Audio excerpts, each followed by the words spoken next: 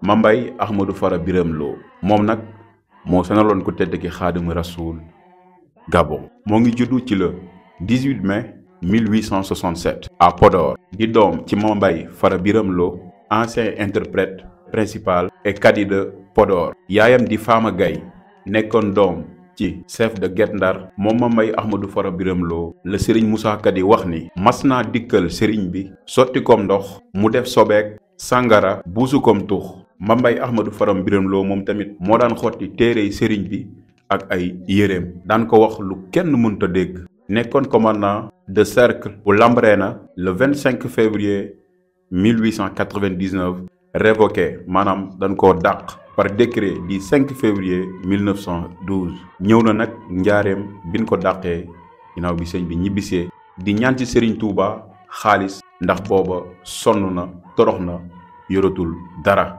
ba mu ñëwee njaareem nag Serigne Touba may ko xaalis mu dellu Guinée. foofu la faatoo ci le 26 novembre 1924. muy Mambay Ahmadou Fara Biram Lo mi nga xamante ni comme ni ma leen ko waxee daan def sëñ bi lu ne ca Gabon sonaloon ko lool. waaye la Serigne Touba waxoon rek biraasu man képp koo xam ne yaa ngi bëreeg man rek jàppal ni suñu boroom ngay bëreel.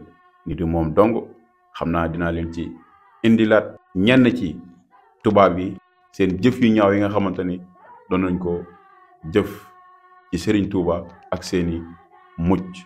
te moo ne de amul lu mu deful Serigne Touba keroog ba mu toroxee yoratul dara ñëw fekk sëñ bi njaareem sëñ bi yëkkate alalam jox ko.